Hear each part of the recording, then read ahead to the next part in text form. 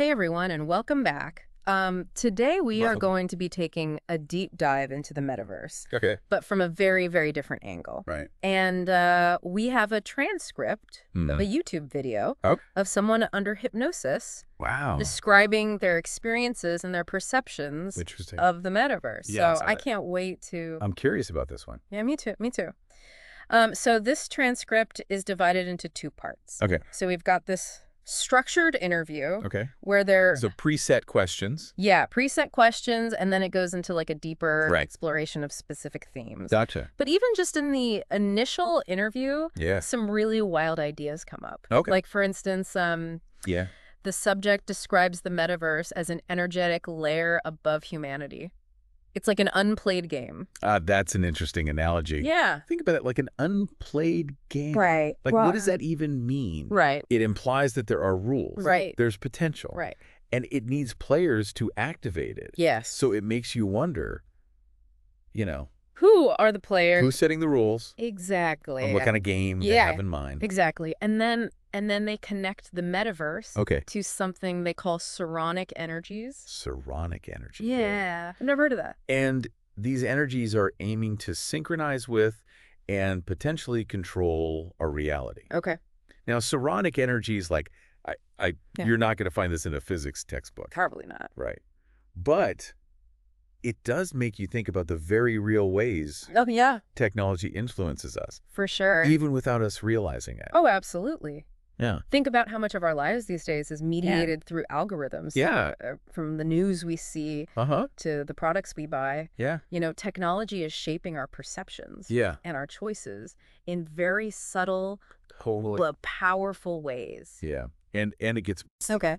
even weirder. All right. They go on to visualize the metaverse as a labyrinth A labyrinth, interesting. with predetermined paths Oh, wow. that are controlled by a system Okay. that limits human choice and free will. So almost like we're losing control. Like we're being steered in a very specific direction. It's a thought-provoking image, Yeah. especially in the context of all of the data Yeah. that we're constantly feeding into these platforms. Right. It makes you wonder, Are we really making choices? yeah, Or are we just... are we following this pre-programmed path that Yeah. somebody else laid out for us? Exactly. And speaking of control, Okay. the subject also suggests that technology, especially automation, Okay. is being used to keep us distracted Oh, interesting. and mentally occupied Okay. to prevent us from introspection and deeper thinking. It's like we're being bombarded Right. with information, Yeah, notifications, entertainment options, a lot of time.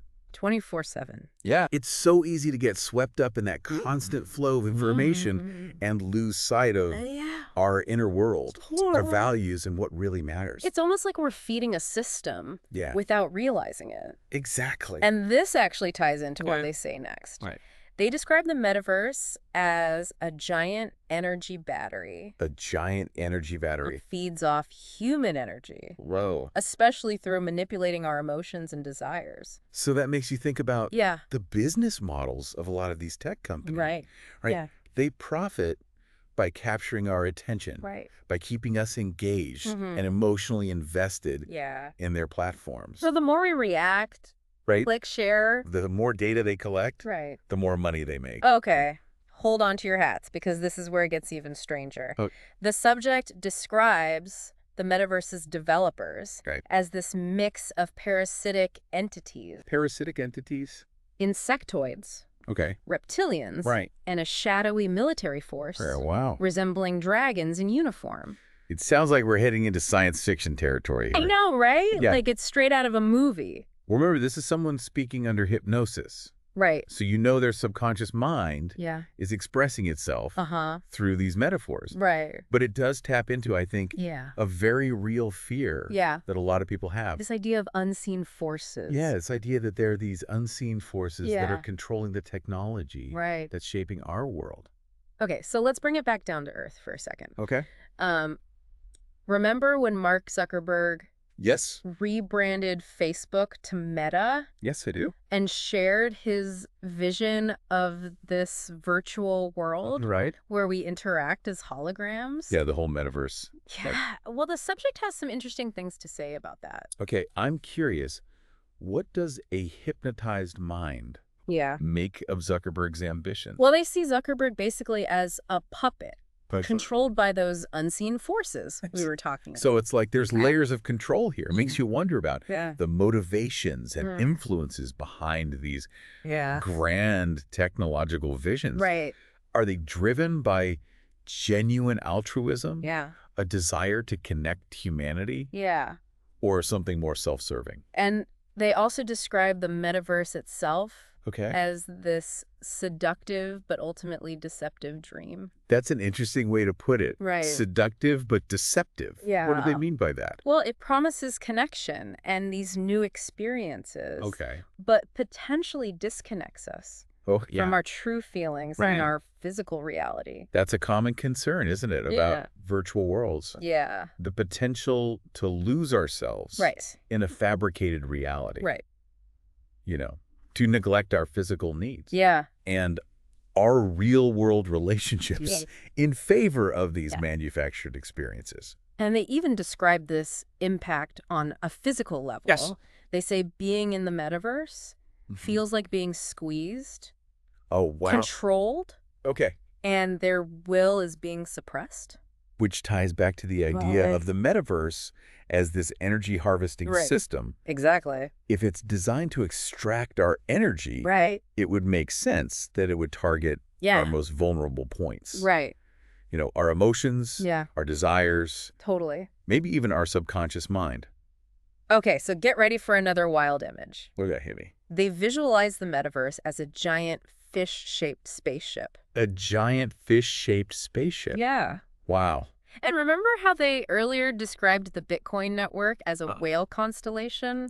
It's like there's this symbolic connection. There's definitely something going on there. Right. Symbolically. Well, both the fish and the whale. Yeah. Are creatures of immense size Right. and power. Right. And they're often associated with the depths of the ocean. Right.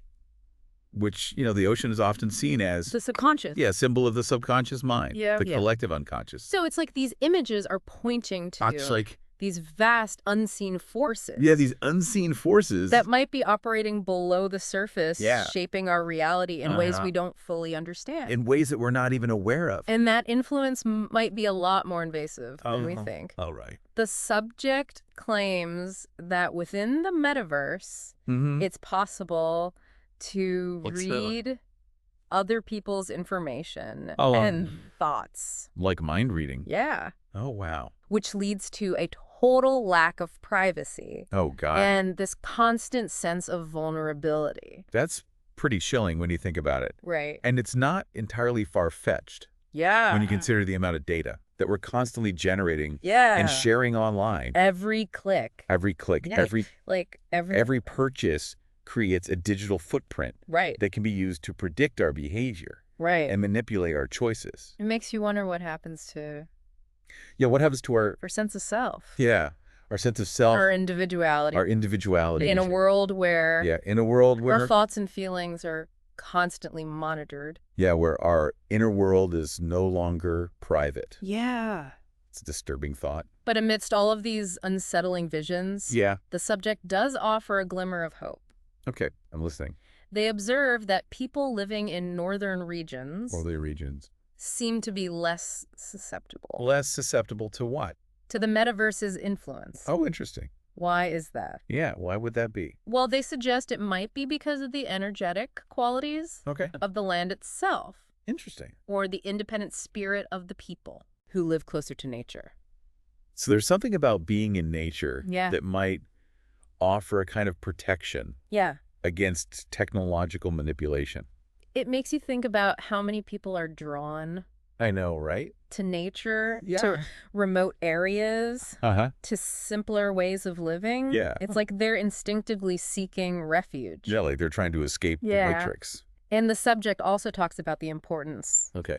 of staying connected to our feelings, Okay. our intuition, our creativity. Are these qualities that can help us resist Yeah. external control Yeah. and maintain our individuality? I think so.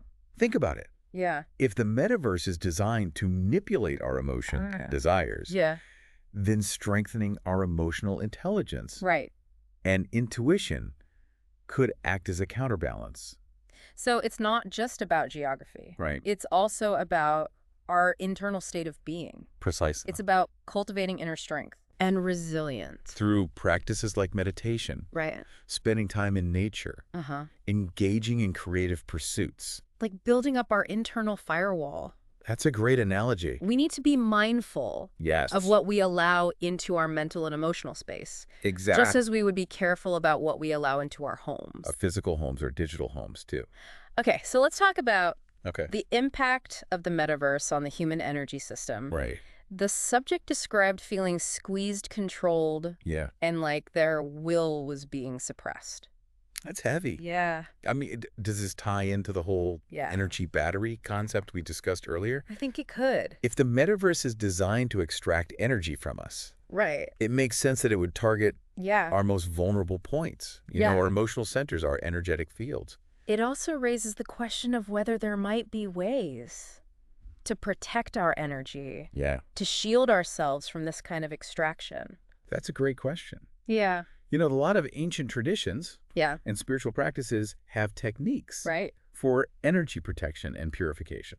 It's possible that those practices might become even more relevant. Yeah, I think so. In a world where our energy is constantly being bombarded by technology. Bombarded and potentially drained. So we need to become more aware of our own energy. Absolutely. How it's affected by technology and how we can protect it and replenish it. I think that's a key takeaway here. And this brings us back to another fascinating aspect of the subject's experience, like the recurring symbolism of the fish and the whale. The fish and the whale. What do you make of that? I don't know. Those images really stuck with me. Yeah, me too. The metaverse as a giant fish-shaped spaceship. Yeah. And the Bitcoin network as a whale constellation. What do you think they represent? Well, both the fish and the whale are creatures of immense size and power. Right. They're often associated with the depths of the ocean. Right, the ocean. Which can symbolize the subconscious mind. The subconscious mind. Or the collective unconscious. It's like they represent... It's like they represent these vast unseen forces. These vast unseen forces. That are operating below the surface. Yeah, below the surface of our awareness. Shaping our reality. Right, shaping our reality. In ways we don't fully understand. In ways we don't even perceive. And the fact that they're both associated with water. Yeah. Water is significant. Why is that? Well, water is often seen as a symbol of emotions, intuition, and the flow of energy. So it's like these images are pointing to the potential for technology to tap into our deepest fears and desires. Right. To manipulate our emotions. Yes. And influence our behavior. Yeah. On a subconscious level. Okay, so let's talk about Mark Zuckerberg. Mark Zuckerberg. The subject saw him as a puppet. Controlled by those unseen forces behind the metaverse. Yeah.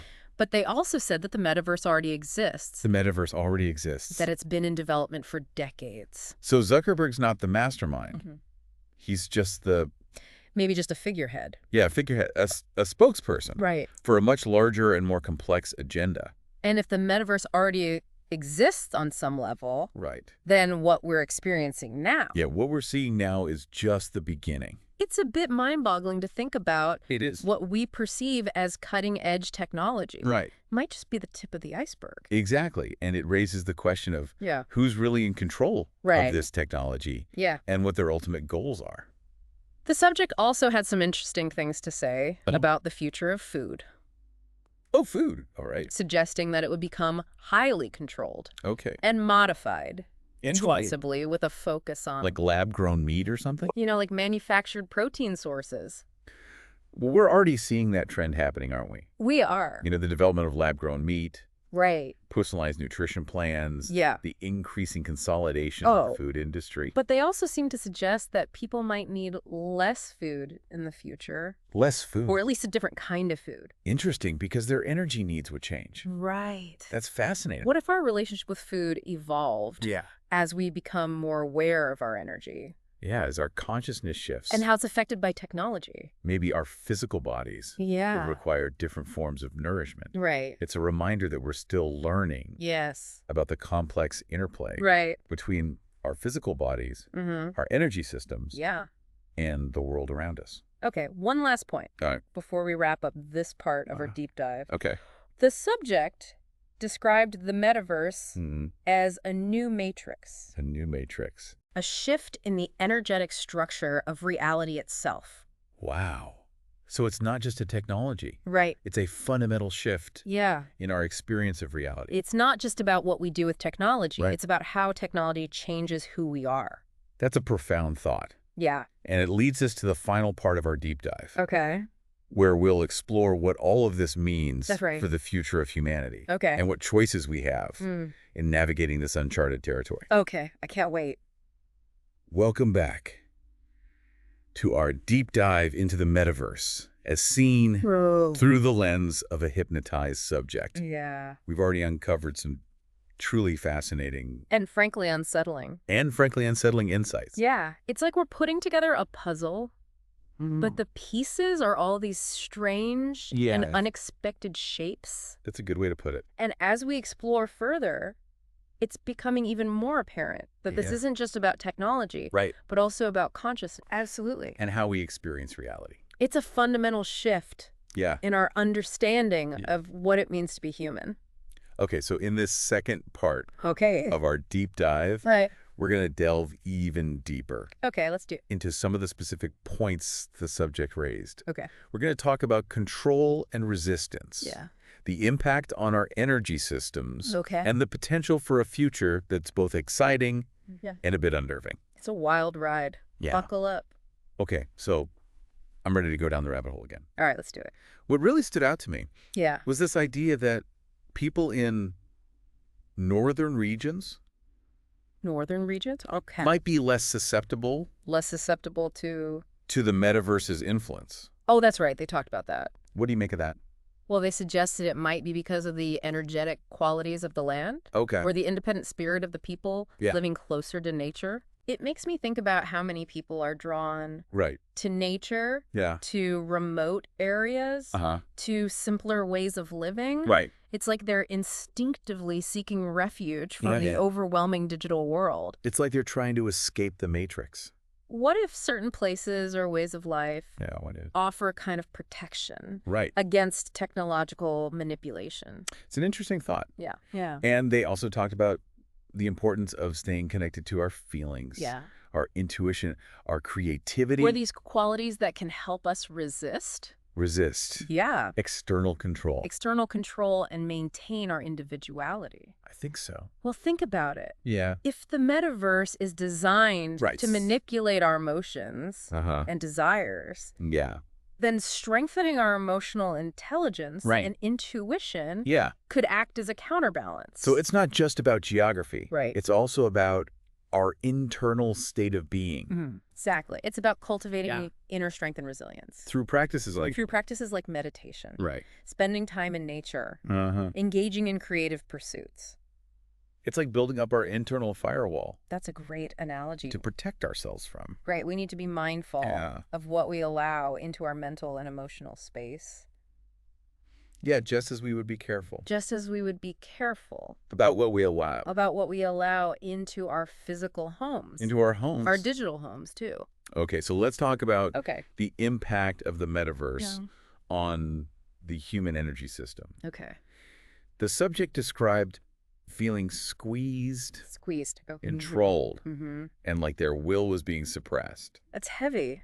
It is. Does this tie into the whole energy battery concept? I think it could. I mean, if the metaverse is designed to extract energy from us, it would make sense that it would target our most vulnerable points. Yeah, our emotional centers. Our energetic fields. And it raises this question of whether there might be ways to protect our energy. That's a great question. To shield ourselves from this kind of extraction. A lot of ancient traditions and spiritual practices have techniques for energy protection and purification. So it's possible that those practices might become even more relevant. I think so. In a world where our energy is constantly being bombarded by technology. Bombarded and potentially drained. Yeah. So we need to become more aware. Yes, more aware. Of our own energy. Absolutely. How it's affected by technology and how we can protect it and replenish it. I think that's a key takeaway here. And this brings us back to another fascinating aspect of the subject's experience. Yeah. The recurring symbolism of the fish. The fish. And the whale. And the whale. What do you think they represent? Those images really stuck with me. Yeah. The metaverse as this giant fish-shaped spaceship. A giant fish-shaped spaceship. And the Bitcoin network as a whale constellation. Where both the fish and the whale are creatures of immense size and power. Right, immense size and power. They're often associated with the depths of the ocean. Right, the ocean. Which can symbolize the subconscious mind. The subconscious mind. Or the collective unconscious. So it's like they represent... Like these vast, unseen forces. These vast, unseen forces. Operating below the surface. Below the surface of our reality. Shaping our reality. Shaping our reality in ways we don't. In ways we don't fully understand. Even perceive. And the fact that they're both associated with water. Right. Water. Is significant. Well, water is often seen as a symbol of emotions. Intuition. And the flow of energy. So it's like these images are pointing to... the potential for technology to tap into our deepest fears and desires. Fears and desires, And manipulate our emotions. And manipulate our emotions. And influence our behavior. Influence our behavior on a subconscious level. Yeah. It's a powerful image. Okay, so let's talk about Mark Zuckerberg again. Mark Zuckerberg. Okay.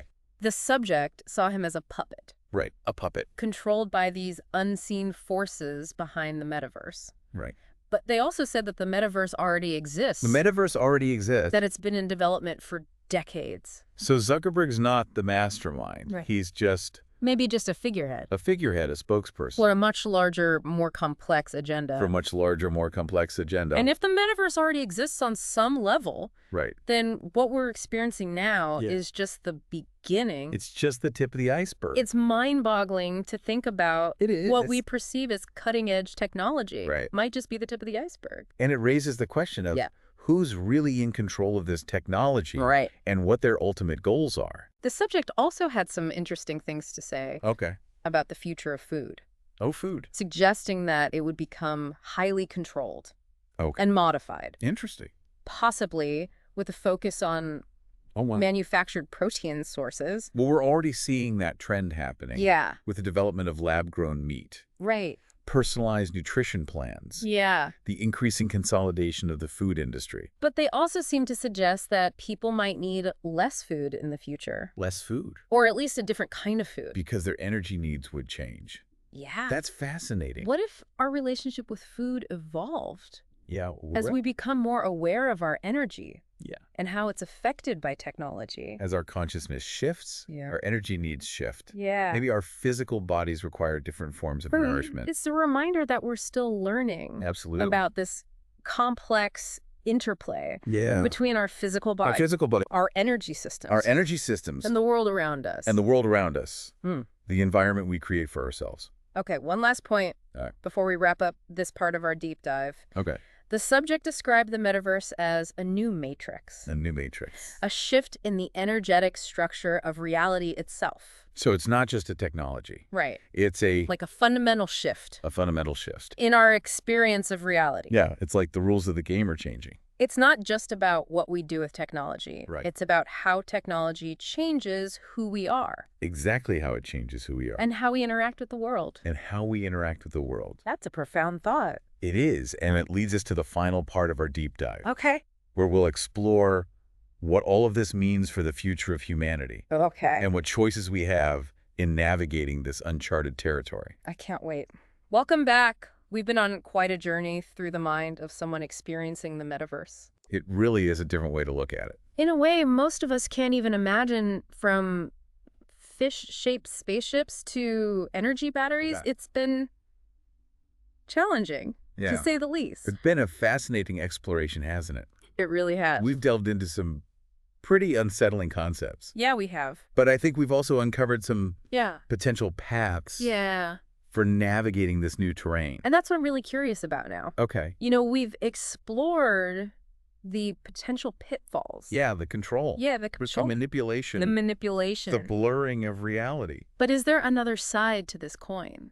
That's the question, isn't it? Could the metaverse also offer opportunities for positive change? Well, I think it's certainly possible. I mean, technology is a tool. It is. And like any tool, it can be used for good or for ill. Absolutely. The key lies in our intentions. Yeah. Our awareness. Our awareness. And our choice. And the choices we make. So how do we ensure that the metaverse, if it becomes this ubiquitous force in our lives, is used to benefit humanity rather than exploit it? Well, I think we need to be proactive. Okay. Not passive. Okay. We need to engage in open and honest conversations. Okay. About the ethical implications of this technology. Right. The potential risks as well as the benefits. We can't just blindly accept whatever's presented to us. Right. We need to be critical thinkers. We need to examine the claims, the narratives, and the motivations of those who are driving this technology forward. And I think we also need to advocate for regulations and safeguards that protect our privacy, our autonomy, and our well-being. The future of the metaverse shouldn't be dictated solely by tech companies or governments. It's a collective responsibility. Yeah, we all have a stake. We all have a stake. In shaping this new reality. We need to reclaim our agency. Yeah. Our power to choose. How we want to live. How we want to live. And how we want to engage with technology. And how we want to engage with technology. And I think there are a lot of practical steps we can take to cultivate this awareness and agency. Like what? Well, we can start by being more mindful of how we're using technology right now. Okay, in our daily lives. Yeah. So like how much time are we spending online? Yeah. What kind of content are we consuming? Right. Are we using technology to connect with others in meaningful ways? Right. Or are we just using it to escape reality? To numb ourselves. It's so easy to get caught up. It is. In this constant stream of information and stimulation. Yeah, the endless scroll, the dopamine hits. And never stop and ask ourselves. Yeah, are we actually benefiting from this? Is it serving us? And beyond these individual actions, I think we also need to come together as a society to establish ethical guidelines for the development and use of the metaverse. We need to ask ourselves what kind of world we want to create. Exactly what are our values? Yeah. And how can we ensure that technology aligns with those values? All of this makes me think about the subject's vision of humanity in 2050. Right. A significant portion of the population absorbed in the metaverse. Right. Plugged in. Disconnected. Ego-driven. Obsessed with superficial and status and achievements. Is that the future we want? It's a cautionary tale, isn't it? It is. But I think it's important to remember that the subject also emphasized that not everyone would be absorbed in the metaverse. Right. There would still be those who choose to stay connected to nature, to their feelings, to their creative potential. And ultimately, the future isn't something that happens to us. It's something we create. We create it. Through our choices and actions. So there's still hope. There's always hope. We still have the power to shape the metaverse into something that enhances our lives. Rather than diminishes them. It's about finding a balance. Right. Embracing the positive potential of technology. Yes. While also safeguarding our humanity. Right. Our connection to nature. Our capacity for love, compassion, and creativity. Those are things that make us human. It's almost like we're standing at a crossroads. Yeah. With multiple paths leading into the future. Multiple paths. Multiple possibilities. And it's up to us, individually and collectively. To choose the path. That aligns with our values. And creates the world we want to live in. The world we want to live in, not the world that someone else creates for us. I couldn't have said it better myself. We have the power to choose a future where technology amplifies our human potential. Yes. Connects us in meaningful ways. And helps us create a more just sustainable and compassionate world. That's the future I want to see. Wow, what an incredible journey this has been. It has been a journey. We started with a transcript from a hypnotized subject. Right. Someone's subconscious ramblings. And ended up exploring some of the most profound questions about technology, consciousness. That's the future of humanity. It's all connected. It is. And I hope this has inspired our listeners. Me too. To think critically about their relationship with technology. Yeah. To make conscious choices. Yes. And to actively participate in shaping the future they want to see. Thank you for joining us on this exploration. It's been a pleasure. And remember, the future isn't something that happens to us. Right. It's something we create. We create it together. Until next time. Stay curious. Stay mindful. And keep exploring at